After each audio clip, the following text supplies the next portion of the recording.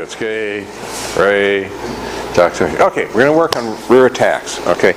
And the one I want to start out with, and if I disappear after this weekend, you will know what federal agency to blame. There is, no, there is a, who can I use as, let me borrow Peter again here for the fun of it. Peter's going to make sure that No. There are. I'll swap it. Oh, okay. Poor guy. I'm not even gonna throw him or anything. Yeah, Okay. but none of us know. Okay. There is, there are various ways that law enforcement people will take people out from the backside, reform, choke, this stuff. There's one federal agency. You want to take your glasses off for a moment? There is a rather large federal agency, and a process they started using several years ago, and someone brought this up either Friday or Saturday. If you can't use your eyes, you're in trouble. And what they use to take a person out with, which is tremendously safe, is they will come up behind the person, cross their palms, 45, forearms against the shoulder, and they will bring the person out and down in this manner. Okay? It's dirt stupid. Okay? But what happens is the person, all of a sudden, they've lost their vision, and they're helpless for a moment. Okay?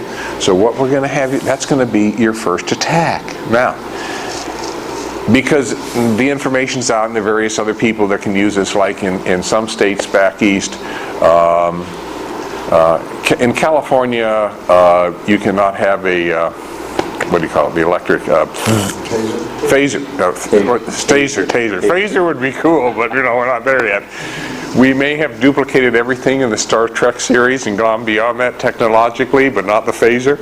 Okay, but tasers are not legal to carry in California. Okay, however, in some states back east, and the problem may be showing about here as well, there are a lot of street criminals that will use the taser because it's not a deadly weapon. Okay, and so if they use it, it's not as serious a crime. Okay, isn't progress wonderful? Okay, so I have no doubts that there are people out there that shouldn't know this information that know it anyway. Okay, so what we're going to do is give you something to deal with this. Okay, now, and again, just to show you the proper way it's applied, okay, is you don't just put the hands over and pull back, okay, what you're doing is you're bracing your forearms against, as you come down, you're bracing your forearms against their shoulder, back, top shoulder, and you're pushing this against you, and then you're going down. Okay? And for safety's sake, anytime whether you do that rear forearm choke or what have you, you have to go down with the person on one knee. You have to, this is one that's fairly safe, but the reason that law enforcement personnel get the neck injuries with this little puppy here is because this person is resisting, number one, and number two, they aren't supporting these vertebrae up here. And that's hard for an officer to do when this person's resisting. It's just like almost a double-edged sword. Okay, so we need to give you a technique to deal with this little attack, okay? Because it's going to happen fairly fast, okay? So, so he's going to come in and he's down. Now, normally you want to go back, okay? Okay, let's stop for a second, because he would normally just come back and bring you down. So what you have to decide to do, okay, go ahead again. Okay, is down here. That's all it takes. You've got to be able to take 1 foot. You've got to be able to go down and around. You can't see what you're doing, but you've got to get to his side. If you get to his side, it's gone. Yeah, he's going to react and do something else, and your head is still viable. But if you're a judo person, you're in great shape here. If you're a jiu-jitsu person, you're in great shape here. Okay, but you've got to come down and to his side here. Okay, you can't just go to his side. Okay, he actually, by doing this, will help you do this movement. Okay, so all I want you to do, he's going to set this up and start pulling it. Okay, and just do it and do it normal speed. Okay, here, that's all it takes. We are going for a trip, stupid. Okay, I'm going to get arrested. Good. Okay, now, if this is, in all seriousness, if this is a law enforcement person, do not do this technique. Okay, I had, what? How do you know? You don't know until you get to their side, and then your eyes are visible, and the person may be wearing a uniform, or you may have moved their coat back, so you discover what toys they're wearing on their belt. Okay, you know, and then it become visible, and you can just push away and say, "Sorry, officer." Okay. You know, use some verbal language, because he's probably going to be really upset. A couple of decades ago, I had a student who was, okay, they're going to, that's all I need for right now. I had a student who, he was at a fire, surprisingly, and someone grabbed him from, I'll borrow you just for a second. Someone just came up behind him and grabbed one wrist, and so he was went, you know, he's watching this fire. The person comes up behind him again. He does it again, you know, just draw. Tries a third time. And he finally turns around and realizes some police reserve officer. So like this, you know, he takes it and says, he starts walking over to, I guess, some other police officer who was a sergeant, and asks, "What is he doing?" And sergeant says, "What are you doing?" He says, "Well, I was trying to restrain him and move him away." And so the sergeant said, "Well, why didn't you use your words?" I mean, you know, you don't, you know, the first thing I did just to get out is not a violent act. You don't have to injure a person. It could be seen as resisting arrest, but if you just stop at that point and use your words, sometimes you'll be able to de-escalate it. Okay? So, but what I want you to do, okay, is I want you to come out with your partner. He's just going to come up behind. You're just going to be standing there. If you're wearing glasses, please take them off. I'm not too concerned about damage to the glasses, but fingerprints on glasses are horrible. Okay? Okay? So, you take your glass. I just want you to come up behind you just come up behind your partner. You're just going to cross 45 degrees. Bring them down. That's why God put the nose there, so that we could rest on the nose. Okay? Okay, bring your hands back and just bring them down. Okay? Bring them down. Okay, and they are going to go backwards, and they will come down fairly fast, so you need to be able to step back. Okay? If you turn them to the side, that's one of the weaknesses of this, they're out of it. Okay? And you can hold, the more secure you hold this, the faster they're going to go down. Okay, so while you come out with your partner and try it, just a couple, 3 times. It's a dirt easy technique. Next one, who wants to be? Okay, I see the volunteer. The only one left who's walking. No. Okay, we're going to have as our next technique, and this is a real common technique. I've seen law enforcement people do it. I'm not going to do the rear forearm chokes because we practice that stuff up the kazoo, okay, and it chokes and okay. What I'm going to have you do is you're going to bring both hands behind, okay, and you can either cross your arms in here, which is the height of stupidity in terms of attacks, okay, or you can you relax your arms so I can bring. This is not going to work. I need an arm that's about 6 inches longer. Yeah, let me use some. Okay. Or, this is a good way to stretch your back muscles, by the way. Or, I want you to come across and grab the person like this. Okay.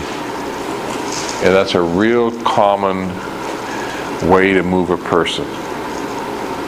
Okay, from behind. Okay. Okay, how do you get out of this? All Hal has to do, he's going to do the technique. He's just going to follow my directions. He is going to turn towards me, and no, the other way, and lift his, he's going to turn towards me. As he turns to me, he's just going to lift his left arm out. It's that simple. And I am now in deep doo-doo, okay? He's here, I'm walking him along, he walks along, he's out. Okay? You have to keep in mind, stupid attacks have simple ways out. Okay? And if you want to do it this way and walk the person, and you can even clamp on with both hands. All he has to do is walk, same technique, do the same thing, turn, and he's out. Okay? Then we do a little square dance jig, and then we turn around and go the other way. Okay. Okay. Anyway. Oh, that is still going on. So what? I do square dancing too, but anyway. Anyway, you're doing pretty good. Okay, but anyway, it's the same technique for either one of those. And so that's the one we're going to have you do. This one, again, try it 2 or 3 times. It doesn't require any mental effort. Don't try and lift out. Just turn your body and lift your arm out. I mean, don't try and fight him. It's not worth the time. Don't try and stomp your foot. Because if he tries to stomp my foot before he does anything, see, because I'm this close and I can feel, if he lifts his, I can feel this, his movement. And all I have to do is step my foot out of the way. Okay? And I got to tell you, from this position, I don't really know where your feet are. Yeah. Stop anyway. I just really don't know. Yeah, but still, you know, he's in a bad, and the easiest thing is just go and flow. Okay, go with the flow. And you're just going to walk with me and turn out. It's just that simple to get out of it. And it doesn't matter whether you have Cousin Bubba holding you or not. Okay? And Julian asked the question, let's do the same attack. Julian asked the question, can I go the other way? Walk me. Okay, he's going to give me... This is harder for me to do this time, going the other way with him. But when I did it with Peter, if you can get out going the other way, fine. It's the same technique. Okay? The other thing is, when you do this, although I advocate holding this arm secure, don't hold it tight, because if you hold it tight, it'll keep you from getting around behind him, because you want to be able to rotate. And my preference is always to get behind the person. Okay? And I know some people don't think that's a fair way to fight. But then again, he was behind me. Okay. Okay. Okay. Next one is, this is a famous teacher hold. And the teacher I mentioned the other day, I think at dinner with the guy, with my 2 students that he was claiming were trying to fight him. Okay. And he had one kid by the sleeve and walking him this way. Okay, I have seen so many people do this. Okay, way out of this. Okay, do you have something for it? Do I have something for the technique? For that? I've never really even thought of it. Okay. Okay, we did this technique. This hand? Yeah, it's called a. I forget what it. Bum's rush. The term is bum's rush. Okay, yeah. Okay. You've learned this technique already earlier this weekend. Okay. You have to let this person walk you. You need to get them into the flow of things. Okay. He's going to walk me. All I'm going to do is bring this arm around, up under his elbow. Okay. And I continue with him. Okay. And you just keep walking. Well, who's the bum now? But the point is, you take him to where he wanted to go, which is usually someone of higher level, okay, because he's complaining about something I did or something of that sort, okay? And you say, we're here now, or, something like that. Now, if this is a simple come along, if you want to make this into a fairly serious injury, he's taking you to his friends so they can beat you to a pulp or something of that sort, the principal doesn't want to deal with you, so they'll let the 3 VPs beat you up, okay? If you don't want to go there, as you bring this up, okay, take your hand out, okay, relax. Or take the arm out completely. What you're going to do is, as you come up and bring his elbow forward, you're going to clamp on, step forward with your right, pivot your left foot back. Okay, you've done a shoulder lock or a takedown. But you're in that position, you can't go down with him, nor can he move as fast as you are. And so you're going to take his shoulder out before he's halfway down. Okay?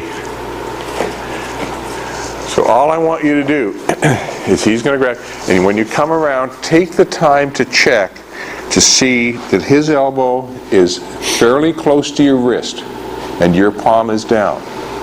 Okay? The reason being, as I mentioned the other night, is if it's palm up, you have to lift him. That's work. If palm's down, all I have to do is straighten my arm out. Okay? Because I'm a jiu-jitsu person and I'm lazy. Okay? Just no. And you just keep going. Okay? Be careful when you do this. Be sensitive to your uke shoulder. Okay? But just try this a couple, 3 times a piece. It's a dirt simple technique. He wants to drive home with only one arm. Okay. It's an automatic transmission, it's fine. Ready? But what does an automatic transmission have to do? Oh, you don't have to shift. Exactly. Cool. Okay. That arm's good. That arm's good, right. Okay. Okay. When you come around, there is a tendency sometimes to go out here and do this, and then you end up with coming up this way and say, oh my God, I got to, what do I do now? This is an arm bar. Okay. You don't want to have this if you can avoid it. Okay. He may also, when you try to do this, okay, he might try to do that, which is unlikely, but he may also just try to straighten out his arm. Okay, and now you're up too high to do either one, an arm bar or anything else. Okay, what are your options now? Okay, you're trapped in here, you can't take the time. Okay, that's too much work. But what's my next easiest target?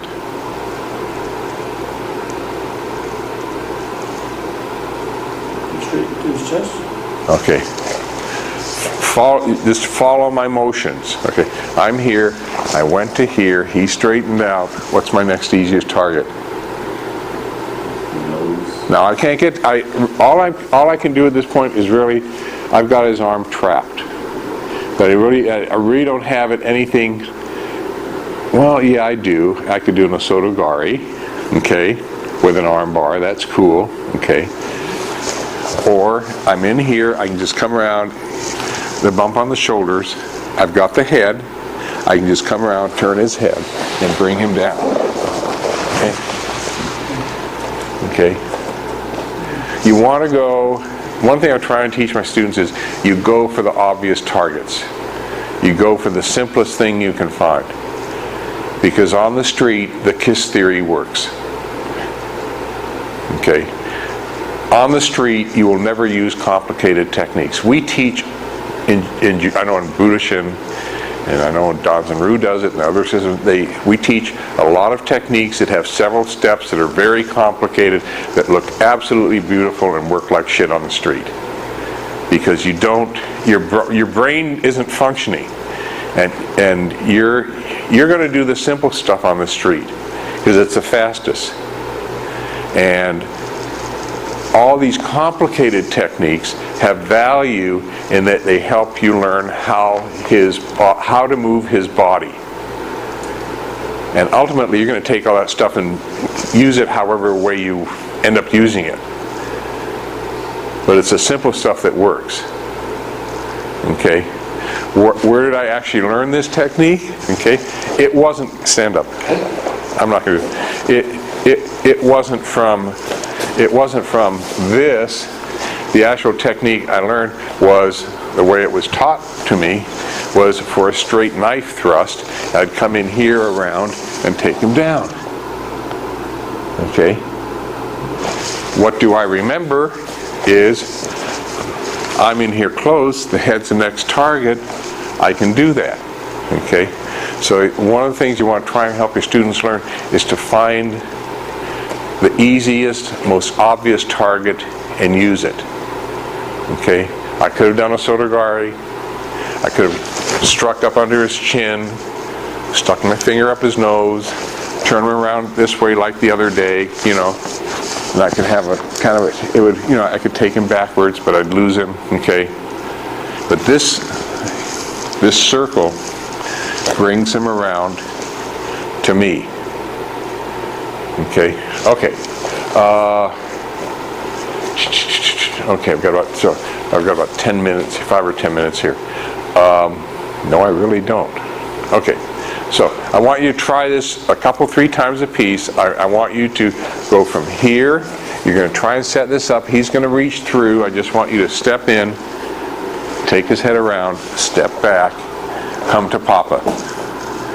Okay, all you have to do is, you know, you've done this, you're going to do this. Wave to your friends, wipe on, wipe off. Be a windshield wiper. Okay. Okay, very good. It's not worth it. You know, you have to, one of the things, you can get back in line. As we get older, we realize our vulnerability, okay? And you do change the techniques that you use, you change what you do. One of the things I like about Jiu-Jitsu is that I've been able to change my emphasis in terms of what I can do, but I can still do it, okay? I can still do most techniques, okay? And to me that's the advantage of the art, okay? But you do have to recognize what your own limitations are, and you have to work with them. And I think that occurs. I think if you do that with almost any sport, you can continue, or physical activity, you can continue with that. You just have to realize what your limitations are, and you can push yourself as long as you don't exceed the limitation.